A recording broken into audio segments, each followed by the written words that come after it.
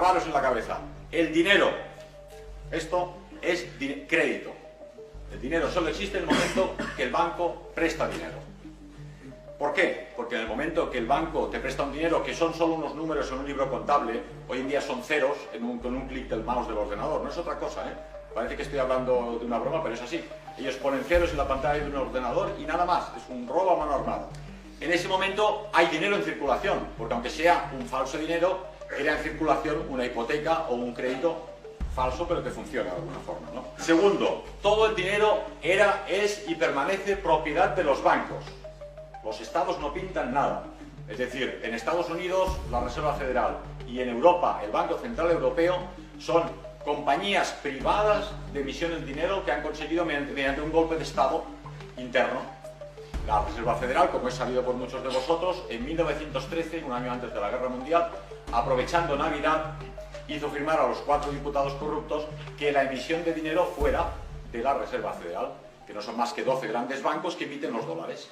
El Estado norteamericano, el gobierno norteamericano, cuando necesita dinero, tiene que pedírselo a la Reserva Federal, que son 12 familias judías, ni más ni menos, ¿no? Entonces, el Estado norteamericano tiene que endeudarse con ellos y tiene que devolver ese dinero a intereses, dinero que evidentemente no puede devolver. Igualmente funciona con el Banco Central Europeo, que muchos piensan, bueno, en Europa es diferente, es falso. El Banco Central Europeo tiene un 16% el Banco de Inglaterra. A pesar de que el Banco de Inglaterra misma, no solo no está en el sistema euro, sino que está en manos privadas. El Banco de Inglaterra está en manos de los Rothschild. Pero el Deutsche Bank, en Alemania, un 26% del Deutsche Bank está en manos de los Rothschild, en base a testaferros que utilizan, ¿no? Entonces, este Banco Central Europeo está en manos privadas y son ellos los que emiten el dinero.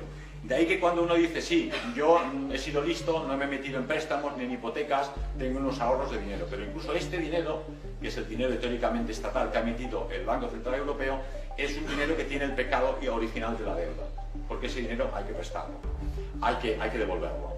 Sabéis por la prensa que los bancos españoles piden dinero prestado al Banco Central Europeo, que les presta el 1%, y luego los bancos españoles se lo dan al Estado español al 5%. ¿Por qué el Estado español no lo recibe directamente del Banco Central Europeo o lo emite él mismo, que es lo que tendría que hacer? Pues aquí la respuesta está en que Abraham Lincoln, Nixon, Kennedy y Hitler fueron aniquilados porque pretendieron precisamente esto. Kennedy fue asesinado porque dijo, bueno, no puede ser que el dinero del Estado norteamericano, de la población norteamericana, sea emitido por 12 bancos privados, que es la Reserva Federal, nosotros tenemos que pedirles permiso para tener dinero y encima pagarle los intereses. Entonces dijo, esto no puede ser. Además, estaba en contra de la central nuclear israelí en Dimona para que no tuviesen bombas atómicas. Se lo cepillaron rápidamente, ¿no? Y Abraham Lincoln en ese mismo sentido, y Nixon, el famoso caso Watergate, no fue un caso de escuchas, como dicen, de un partido con otro, sino las grabaciones que han salido publicadas en la prensa de sus conversaciones en la Casa Blanca diciendo claramente, mientras este país no se libere del dominio de los judíos no tenemos nada que hacer. Tenía él de secretario de Estado a Henry Kissinger, alemán de nacimiento, americano de pasaporte y judío de raza. Entonces lo tenía claro el pobre Nixon, ¿no? Y finalmente Hitler no hizo más que eso. La guerra mundial no empezó porque Alemania ocupara en Polonia, Silesia, Prusia y Pomerania, que eran territorios alemanes antes de la Primera Guerra Mundial, sino porque Hitler instauró un sistema que se basaba en el patrón trabajo y no pedía prestado dinero a nadie. Dijo, los alemanes trabajan, van a construir máquinas y coches y motos y máquinas de imprimir y autopistas y esto va a funcionar. Que no tengamos dinero, ni tengamos oro, ni tengamos divisas, ni préstamos y créditos, nos importa un bledo. Lógicamente eso había que aniquilarlo porque estaba creando un mal ejemplo. Empezaba el trueque entre países europeos, enviaban máquinas Heidelberg a Rumanía a cambio de cerdos, enviaban motos BMW a España a cambio de naranjas y claro, esto no podía ser. Y en ese momento decidieron que había que aniquilarlo, además de otros asuntos, ¿no? ¿Qué hace un banco cuando tú le devuelves un crédito? Tú pides un crédito de 300.000 euros, o digamos 5.000 euros, para que sea más fácil la idea. Se lo devuelves con los 500 euros de interés. Él se queda los 500 euros de intereses, con lo cual construye casas, o hace empresas, o presta más dinero, que es lo que suelen hacer, y los otros 5.000 euros simplemente desaparecen. Los borra del ordenador. O sea, es una destrucción de dinero. De ahí que se cree una inflación falsa. Y de ahí el problema que tenemos hoy en día. Como han prestado tanto dinero inexistente, ahora se encuentran con un problema de que ese dinero inexistente nos crea un problema real. Es decir, los bancos están prestando un dinero que no tienen y crean una inflación falsa. ¿Por qué digo una inflación falsa? Porque una inflación real es cuando tú tienes pocos productos y mucho dinero. Tenemos todos 1000 euros en el bolsillo y solo hay un par de libros ahí para comprar. Pues tendremos que pelear, los libros subirán de precio, será una inflación, se lo darán los precios y acabaréis comprando un Milucha a 150 euros, pongamos por caso, ¿no? Pues esto es exactamente al contrario. Vivimos en la pobreza, en la abundancia.